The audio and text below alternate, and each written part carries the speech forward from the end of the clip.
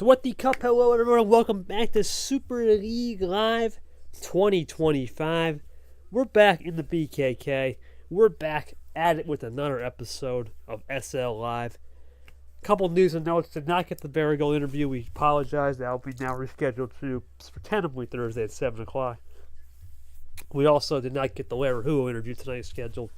That's been postponed until further notice. We're looking at the 23rd, somewhere around there. So no interviews tonight. This is the only episode we're filming today. Apologies for that. But regardless, we're here. It's me and Ard. We're going to be discussing people that finished 32nd or 45th. Remember the last episode we had Logan. We did cover him as we don't have to go through Ashley. Now we'll go through the next 14 group of players. Then we'll discuss 46th on back at some point during the season. Who knows on that one, but we'll eventually discuss all those people as time goes on. Ard, your thoughts on this episode? Obviously, we've had a abbreviated kind of Super League so far on media with interviews other than the tournament winners, but everything else has been solid. Yeah, pretty much. And again, apologies for those two interviews getting postponed, but we're hoping to get those out very soon. It's just going to take a bit of time on those, but it's going to be interesting to talk about these 14 players today. Yeah, there's a lot of interesting things with these 14 players. We'll kind of talk about them one by one. We'll see how it goes, to say the least. Well, we'll start it off with a guy that was absolutely on fire last year, Christian Tago. Pretty much hit the nail on the head. T5 win, 13 wins, was in the reg season fight. Expectations were sky high.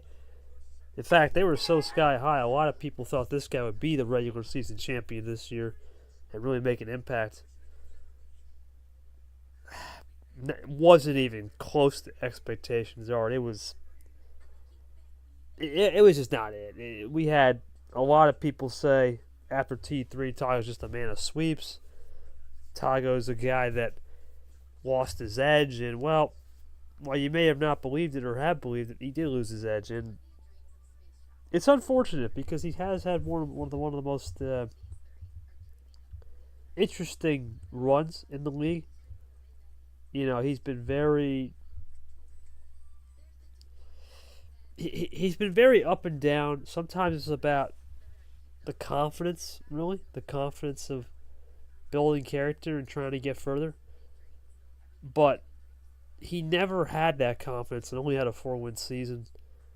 Yes, sure, he made a great run in T5. Great. But other than that, he was nowhere all season. That's not what you expect out of a guy that's won 13 games. Light switching has been the one thing we talk about with Tago.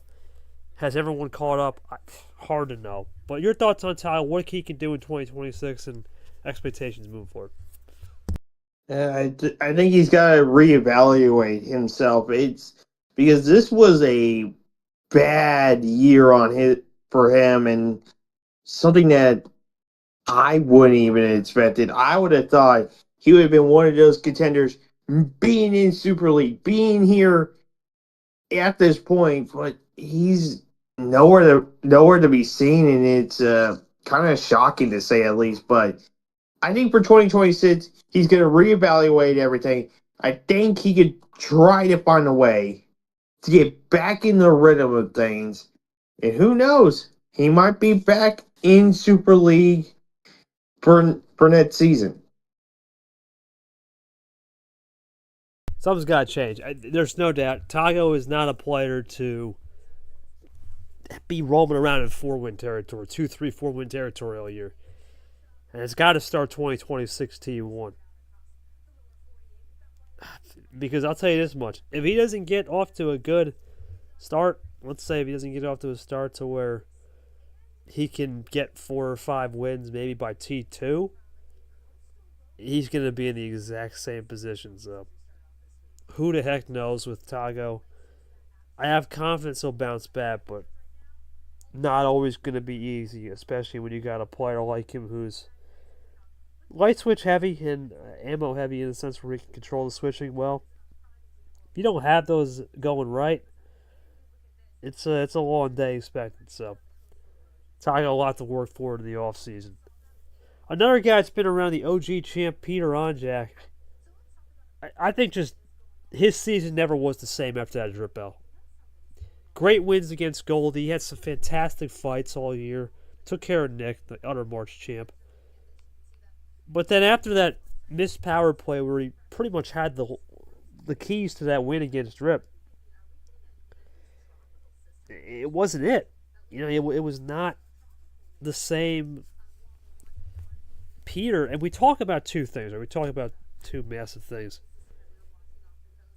The two things we talk about with Peter is light switching, or number switching, number efficiency, and efficiency on ammo. He's been better on the ammo, but the problem is the number efficiency games were far and few between this year. And after that drip game, that last tournament, he just never recovered. Okay, yeah, he lost to Austin Rogers, okay, in T5. But Rogers has had his number. And then even despite Rogers having his number, did not look the same. I've got some theories. Your thoughts on Peter Aj? Because he's been here since the start. Yeah, been here since the start. OG T1 winner, and it's just I always want to think that he could have something in his back pocket that's gonna get him up there, but I don't know. I think people want to see him succeed, and I hope he does going into 2026. It's just I don't know. It's starting to become a bit more of a tough grind for him. You don't want to be in a tough grind situation. Not this early. And we know Peter's a guy that likes early in the season success, and well, the problem is he needs to sustain success in general. And if he's not sustaining success in general, it's gonna be a long year for him next year. It's pretty simple. You don't sustain success now, you might as well kiss goodbye T3, 4, 5. He needs to get it done the first two tournaments, and if he can get it done the first two tournaments and start getting maybe 4 or 5 wins, 2 Sweet 16s, maybe even a Sweet 16 in the Elite 8, or even a Final 4 and a Sweet 16, then he'll be really in good shape. But he needs to get off to a fast start. And he's got to work on something else other than number of fish, because let's face it, everyone's picked up on number efficiency. It's no longer a unique style anymore. And so few players use that as their one-trick pony. Peter's going to have to find something in the offseason, just like Tago. But I think his ceiling is higher than people think and give him credit for. It's something to keep in mind. Well, this next player, Art, very familiar with Ghost. You took a big sweep against him. I don't know what to say. He faded into the darkness. Another guy that made Super League that missed Super League this year. Made it last year, missed it this year. He's not like Tago Peter. The problem for him is the fast gameplay style, the min-max 515 strat. Not saying it's dead, not saying it needs to be fixed, but card start variety fled Ghost, I think, throughout the year. I wasn't seeing much progress or growth from his department. Where do you think he's got to improve in that area? I think he's got to learn some of the ways on some of these card starts, because yes, you are good on some, but others there's got to be improvements on, and that's where it's going to vary on going into next year. I think if Ghost can figure out how to do that, because I don't think anything else on his style of play is wrong. It's just how you can do with the amount of cards that you start with. If he can fix that up, Ghost is going to be a contender.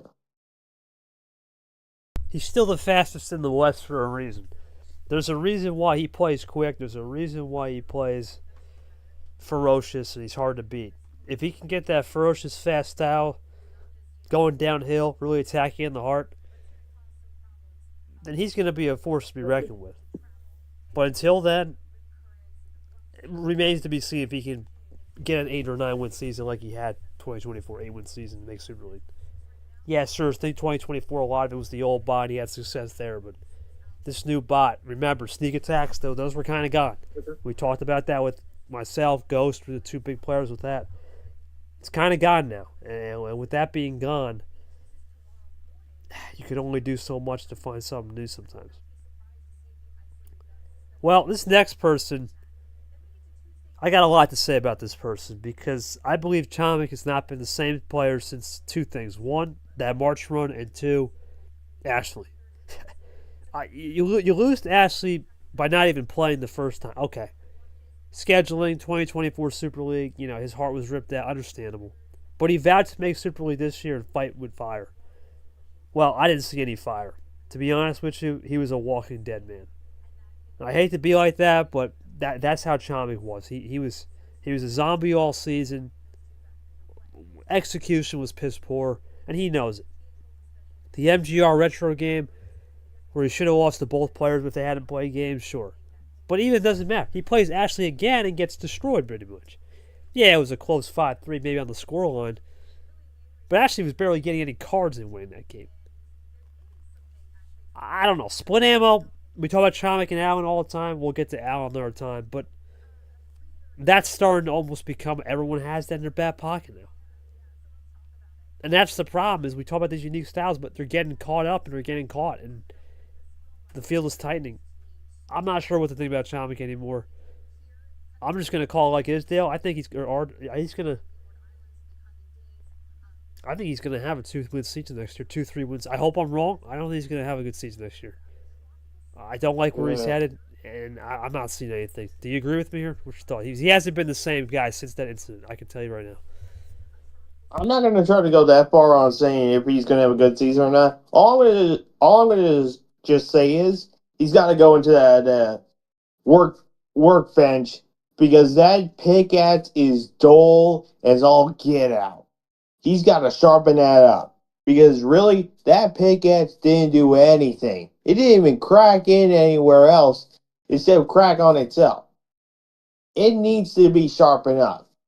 So if Chomik wants to get back into the groove of things, he's got to get his head straightened on and get back into being what Chomik knows best. And if Chomik can do that, we'll see. But if this keeps happening going into that season, oh boy, I do not see good things coming out of him. Let's make a break for young boss. It's simple as that. We talk about Chomik all the time. He's a great guy, but I'd only get you so far in this league, and he's going to have to step up a lot of his style to get to where he wants to be. And I look forward to seeing what he can do next year, but I'm also very hesitant on what he can do because a lot of that incident was, let's face it, a lot of that incident where he didn't get the game off against Ashley and the fact that he did play the second time and for real, and he got destroyed basically. Yeah, even though it was 5-3, like I said. It was not close. Ashley wasn't getting cards. Chomik was, and he couldn't execute. And that's the problem. When Chomik, let's face it, when Chomik isn't getting the cards either, and when he gets the cards and he can't work on that split ammo, like he knows, it's a long night ahead. He needs to figure something out for next year. Last person in quad 3, which is Goldie.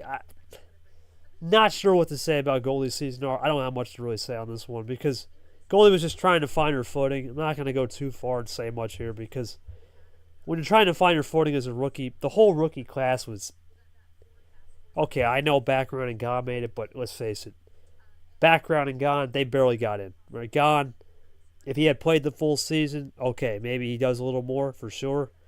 Background squeaks in as the last player. Goldie, I think, kind of got caught up into the sense that players were just good. Had that non-win, which is impressive, but other than that, it was just too hit or miss. I know Goldie swept Drip, but there's more lowlights than highlights for Goldie, and I can't really read her style because she's still learning, so I won't say too much on a prediction, but hard to read, R. What do you say about Goldie? It's a rookie, hard to read, 3 wins. What do you think? Well, and that's with a lot of the rookies. They were very hard to read. And Goldie, though, wasn't at least one of the worst ones out of the rookie class. I think Goldie was all right, but with some of those wins, you got to also pay attention to how some of those losses were, and there were some really not so good ones there. I think Goldie's going to maybe try to forget all about that going into the second season up here in D1. And I think it's going to be a bounce up from what happened. So we'll see. Well, that's your top 36. Now, 37 through 45th, or 37 through the end, we had to kind of splice it up. So we're going to start with the guy that we missed. Ironically, finished 31st on the overall season standings, but did not get the love in the Super League committee, the Quad 3. For Stingray, I think for him, there's two things I noticed. A lot of blown leads, sure, but composure is still a problem with Stingray. He knows it too. I think he did a much better job being composed this year compared to last year, where he was straight all over the map. But this year, I think Sting is starting to realize, what, composure wins games.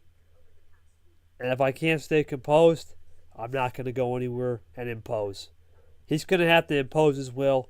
The call-out thing, that's not coming back. Right? We talk about those call-outs, they ain't coming back. The style he plays where it's all chaos, I hate to say it, and I hate to break it to you, Art. This league is no longer chaos. It's not. It's not a league where chaos is going to thrive, where people are going to be all over the board. Everyone's getting too good now. And because of that, I don't think the chaos theory is going to work. He's going to have to find something really important. And that's going to be composure. And if he can stay composed and he can start to impose. He did have a good 4-win season. A lot of interesting losses. Where do you think Sting goes from here next year? I think really, if he could try to stay composed, try to not force the chaos moves, Stingray can go pretty far. But gotta work on the composure throughout the offseason.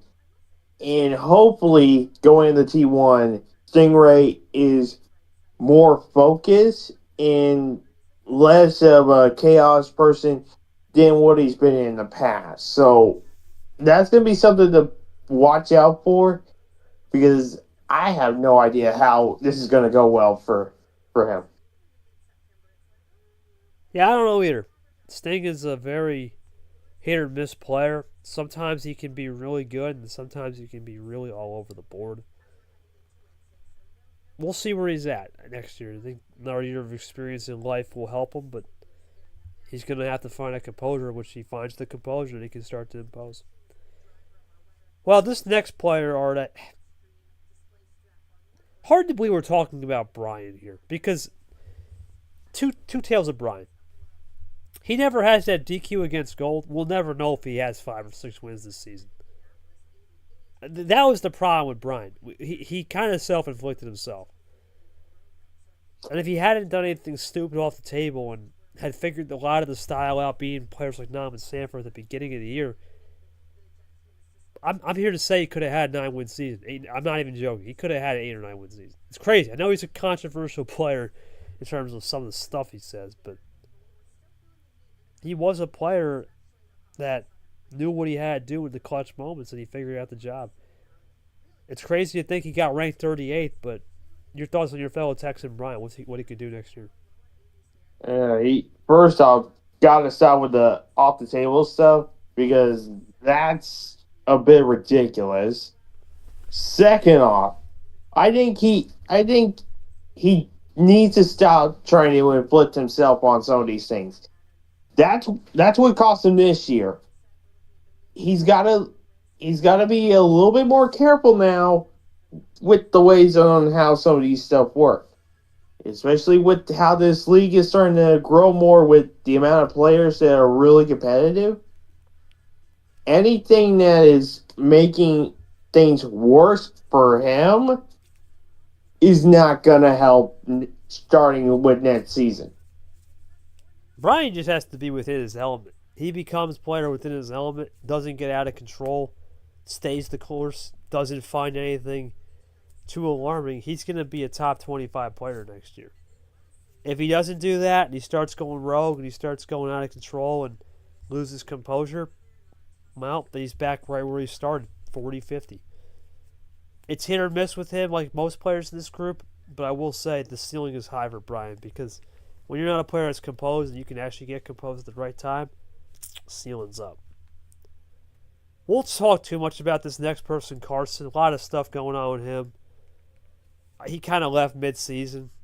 We really will never know what happened. We don't know. We think he's coming back next year, but don't really know until January. And keep in mind, I know people want to say, "Oh, well, one of these guys coming back." I won't answer that till January. And I want to be clear. Why would we ask someone right now in September?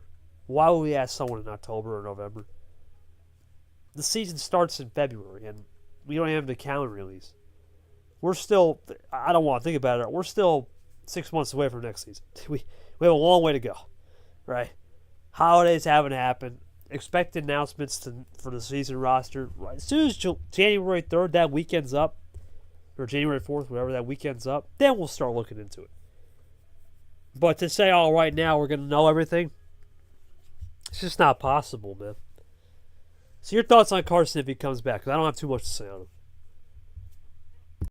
Uh, I'm not gonna really throw much on Carson either because when you have someone who leads during the middle of the season, there's not much that you can really think about except what could have happened um if Carson would have been here the whole time. Find that out though next season. I'm not gonna throw much in on that, but we'll see. Yeah, Carson, wait till next season. We'll see when he comes back what will happen. This guy is coming back next year, and I don't know what to think about Brilliant Brock's season, man. The Rock, another guy that made Super League last year and just seemed to. Nam used to be a punching bag or something. He beat up Nam and then kind of fell apart. I don't know what to think about Brock because we know about the crazy fades, and that is probably a unique style. The way he fades everything, power plays included. Okay, that's unique. +4 flexes, very unique. The problem is, I think he just had more of an off year. Close games, lost a lot in 7, or just fought people hard and they figured him out at the end. Can't really say William Brock is a guy that's going to be off next year. I think he's going to get back to where he used to be. We'll see what class he might get re-ranked in class. We'll see. But I'm going to say for Brock, wait and see. I think this could have been a down year. Look at Gerard. He had a down year last year and he made Super League. Brock has a great year 1 in the league. Year 2, not so much. Year 3 could bounce back. I think it was a wait and see on Brock. And his style, it's unique. It's probably one of the more uniquest in the league. So I'm going to say cautiously optimistic with him. Is that your thoughts on Brock? Or I would think so, and also he really didn't show much of the same styles that he's shown last year, eh, this year, and I think that's probably a good thing for him because he just went through Super League last year. I don't think he's gonna be showing the same things this year, and I bet he's gonna change some of those strategies coming up next year. That's gonna make him even more of a threat going into 2026. yeah, don't let Brock get hot. If that guy gets hot, we saw it last year. Let's not forget last year. T5 magical run, then Super League. I know we had a tough Super League, had some ties, but he did destroy Nam. He's got Nam's number. He's never lost to Nam. He knows how to play people such as Clay. He knows how to play the big boys. He's just got to. Brady had a great game with it. He's just got to find something really special, and he could be a threat again. And I think he could find that special sauce, which is unique style. It's something that no one expects to pull from him, and he could be a guy to watch. Next person, I'm not sure what to think. Like I said, another rookie hockey here. Not sure what to say, Art. I think hockey was composure though. Out of all the rookies, hockey was probably one of those players that the composure was on the lower end scale. I didn't see much from hockey all year. Didn't watch a lot of his games, unfortunately. I know he had that crazy weird one against Lane, and it was a paused game, but the one against Cap where he won, Cap self-destructed. I think it's too early to know what hockey could do next year. Is that your same assessment, or I'm not sure. He seems to be a player that you can't read him and you're hard to evaluate him. He doesn't even have much of a ceiling yet. I would say for hockey. Look, again, not there's not much to say about a lot of the rookies. Hockey's one of those ones that I can't really figure out much on with how his style is. Maybe next year we can start seeing that ceiling kind of grow because right now it's sort of the base level stuff. So we'll figure out what goes on next season. Yeah, next season, like with much of these rookies, you got to figure it out. And listen, they're not always going to be, oh my God, pop off. The rookie class is not what the 2020. That 2024 class star was amazing. We had winners and we had people that shouldn't have been rookies in the first place. That's an anomaly. Now we're starting to get back to regular levels. And speaking of somebody that was part of that rookie class last year, but had a similar season this year, is Drip. And for Drip, two things I noticed with Drip right off the bat. He got better as the season went on, but similar to Peter, even though he ironically beat Peter, he had a 3-0 on Caesar. If he wins that game, Caesar's now in Super League. Drip probably makes a run. And who knows? He could have made a run to the Final Four. And a lot of the problems with Drip is he works a lot. He's got a lot going on. Hard to say where his head's going to be. I know things have changed in his life. I'll get an update at some point soon with him. But something's got to change, and he knows he's got to almost go back to a drawing board on certain things. I know his ammo control is better. He plays a unique style, Brandon Uno, where it's very hit or miss. A lot of pace management, a lot of control with the numbers. It's a fun game to play. You played him, Art. I played him. Great guy to play, but he's very hard to figure out. And that's the thing.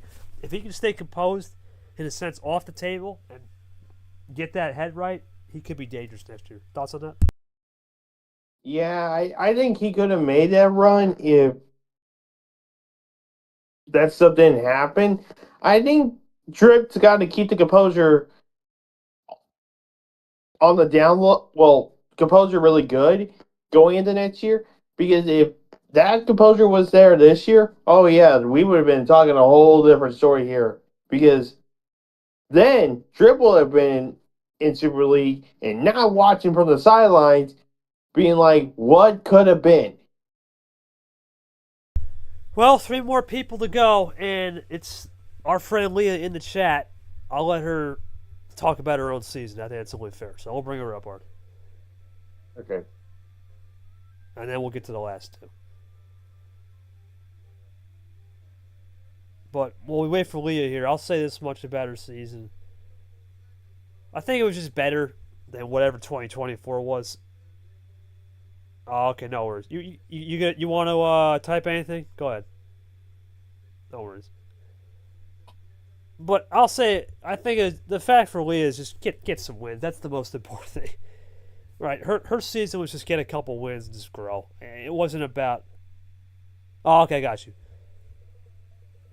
It's just get a couple wins and grow. You're not expected to make Super League after having no wins the previous year as a rookie.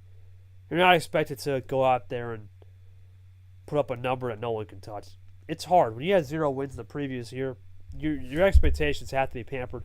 I think getting those 3 wins, yeah, her resume fell apart. I remember some of the games she played and beat. She beat some players like Jesse Turner. On any given year, JT, that's a good win. Not this year. Arya, okay, figuring stuff out with her life, got back.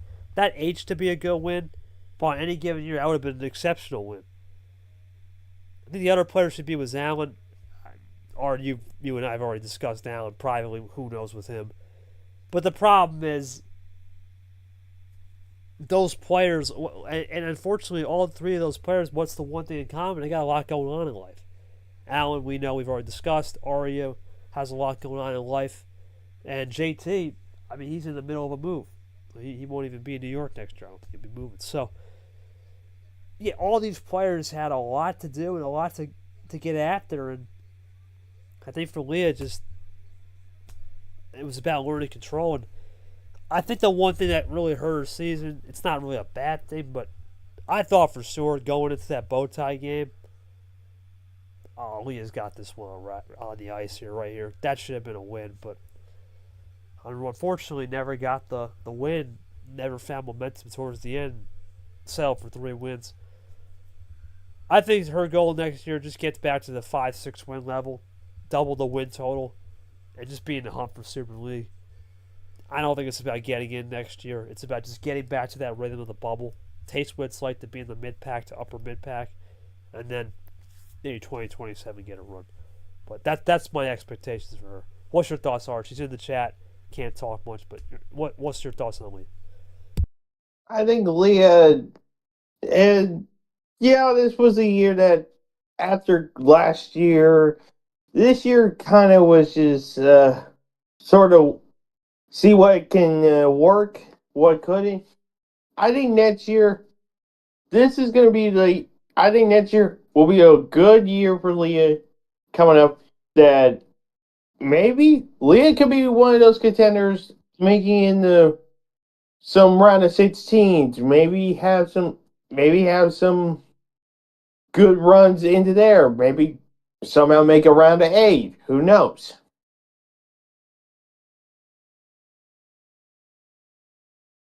Ghana and Boa, I think I mostly screwed on Emma. Goldie and Arya the rematch definitely outplayed me. Yeah.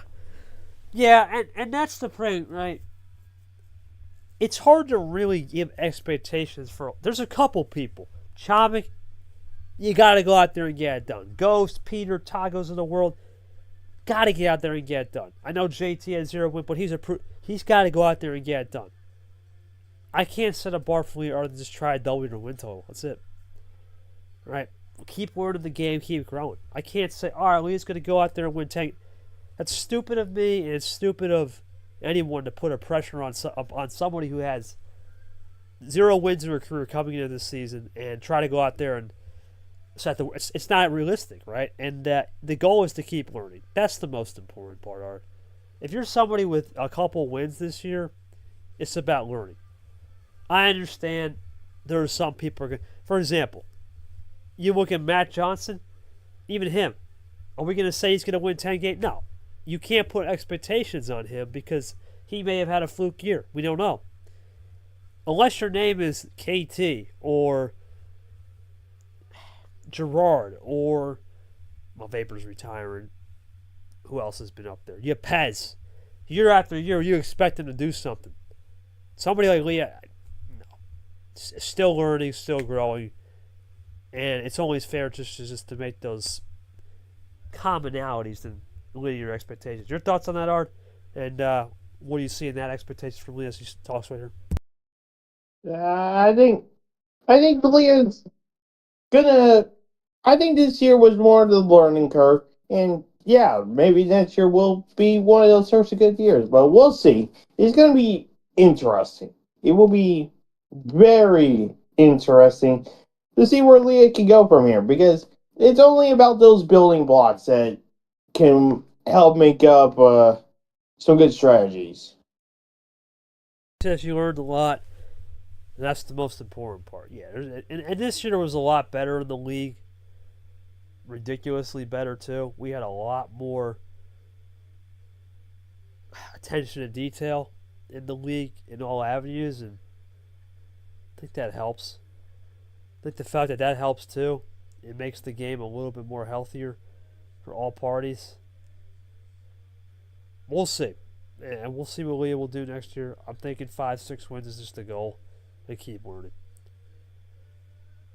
Where do we go with this? This is the last player with 3 wins, by the way. Where do we go with DJ Curtis? Because I like DJ, man. Great guy. Not going to say nothing bad about him as a guy, as a man. But if it hadn't been for that T5 run hard and him taking care of you, the guy is 0-5. Right? He really should have never won. Ironically, against you. I think you had a lot more to play for that game, but some certain things happened with reffing, ironically, too, where things kind of fell in his favor because in the next round he got smoked by Tapir. But at 3 wins, I think it's just him. It's about finding the vibes. Keep going back to what you did in 2024. I know he only had 5 wins and made Super League.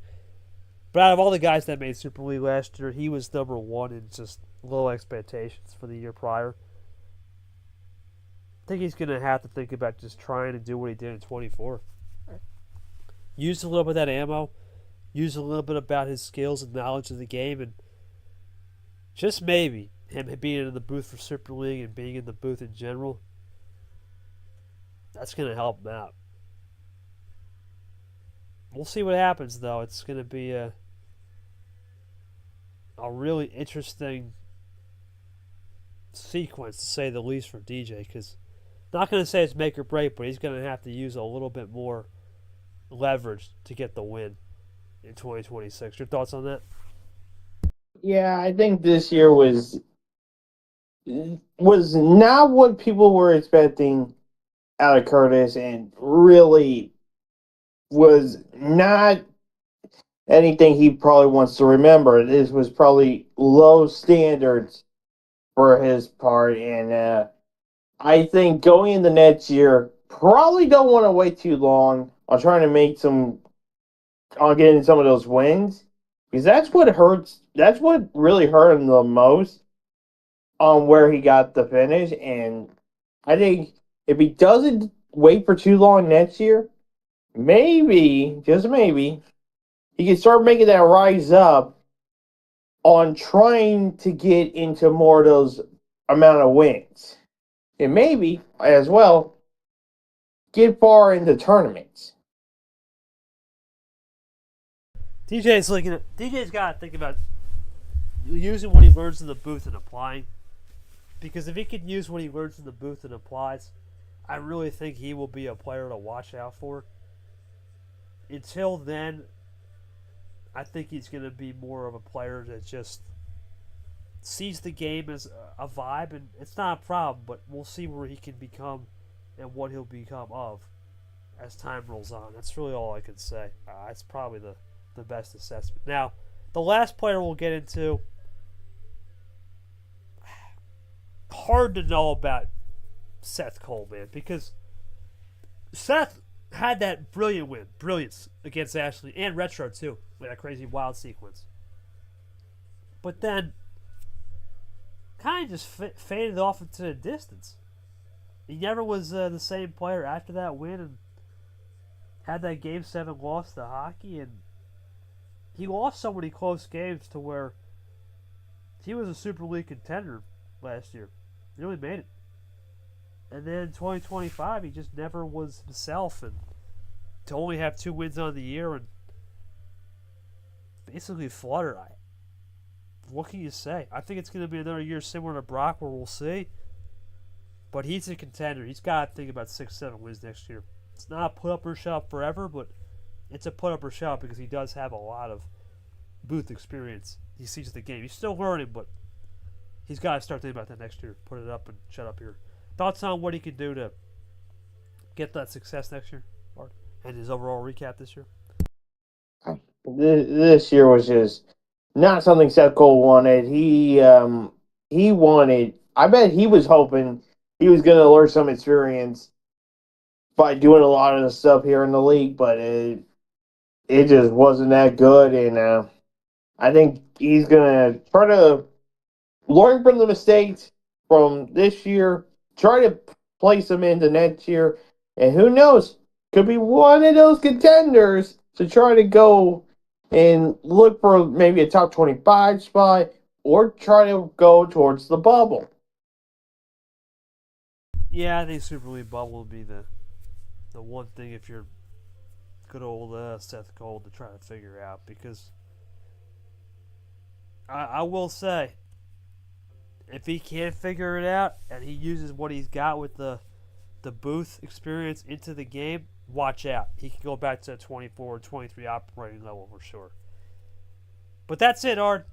Short show, like I said. The next show we're going to do, buckle up, because it's Austin Rogers on down.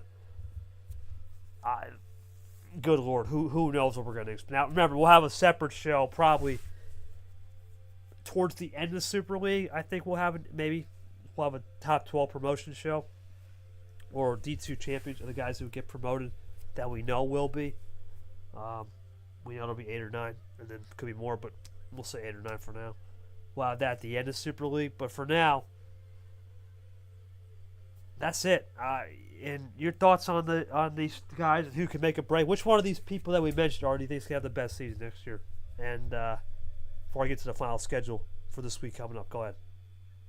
I'm not gonna throw any names in on who I think can make a run because that's just putting up expectations for somebody that might falter down.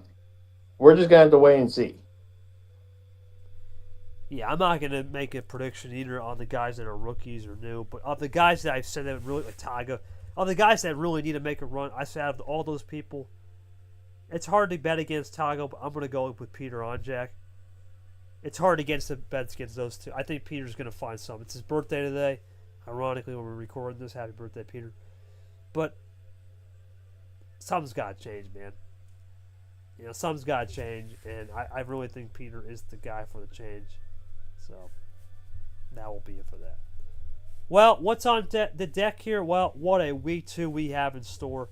It's going to be absolutely wild. Tomorrow we'll have the Super League Week 1 recap plus the Week 2 preview. And then right after that, we're going right into games. Monkey Acosta, this will be a special one. 9:30 will not be with me. It'll be my first game. I'm not recording or streaming. That's a late one. 9:30 at night. Too risky. It's going to be Acosta Monkey. Acosta's Super League debut. Can't wait to see how it'll do in Week 2 for him in Group B. Monkey the points leader too. Could you imagine saying that in 2025? Then another rematch for Toaster Guy. It's crazy, man. The first 3 weeks he gets a rematch with 3 different players, and he's got to win this one. Week 5 bye. Lost in Week 1.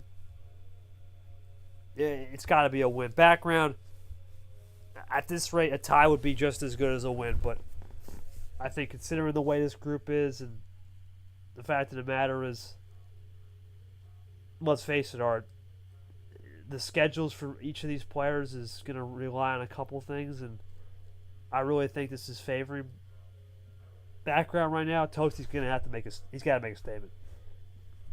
I can't believe I'm saying that, but if he doesn't win this game, him versus Acosta, my gosh, who knows what's going to happen there. Then, the more interesting game of all the games, in my humble opinion, more than Toasty Background, is going to be Nick Caesar, because Nick, controversy, right? We know what happened in Week 1. That was a disaster for both him and Brad. But I think the Caesar one is more different than the Gone one, because Caesar is a guy, when he comes off a bye or has some extra time, he can scout pretty well. That's at 7 o'clock Wednesday. I'll be the nightcap of the Wednesday games. Then the finale, the Week 2 finale, will be Brad Gone, 10:15. The old seed line, 1 o'clock Thursday. Should be with me and Seth. Should be a fun one there. Brad, obviously. Same thing as Nick, trying to get through it. Varigold's rescheduled pro check will be at Thursday, September 18th, 7 o'clock. Should be a fun one there. Then 24 hours later with Toasty, his pro check on the 19th. And then September 20th, we'll have the full schedule released there for Week 2 and 3, as we'll preview 6 o'clock with me and Art. We'll recap and do all that. Then we'll have some playing games, 21st, 22nd. We'll do some play days for Week 3. And then we're hoping later on Tuesday, 23rd, we'll have an interview there. Once again, we have started Super League coverage from really since last Tuesday. We've been at this for a week now, still going strong. Or last Monday, a weekend. Still got a long way to go. Super League is a long time, folks. We're talking about till October 18th, 19th, around there. That weekend we'll finish her up. And if you're keeping score at home, that's a long time. So stay tuned, stay clean. Cannot wait for the next match, which will begin tomorrow night with Acosta Monkey with G, and then we'll follow it up with 3 more games. D2 Championship is wrapping up. They'll have their finale. Probably, I'm going to guess Thursday or Friday. I don't expect it to be Wednesday because we're pretty stacked on that day. And considering that D1 will begin their Week 2, I'm thinking that D2 finale will probably be Thursday or Friday. Probably Friday if I'm had to take a guess, because there's only one thing we got going on that day. So stay tuned for that season ending up somewhere between the 18th or 19th of September. And they'll have their nice long off season. Or that's a hellacious off season. You're talking all of October, November, December, half of September and then January. That's a long off season, a little bit longer than ours, which is just November, December, and January, and half of October. So we'll see how that one goes down there in D2. But no matter what, we'll have an off season this year. Thanks to myself and Ard. We'll see you guys back here tomorrow night, 7 o'clock. Should be a fun one. Going to be a great one, guys. Week 2 coming around the corner. Check out Smart Corner. Check out all the fun stuff. Week 3 preview as well will be this Saturday. Looking forward to it. Until then, this has been myself and Art. This has been another episode of Super League Live, Bangkok 2025. Until then, we'll see you tomorrow at 7 o'clock. Goodbye, everybody.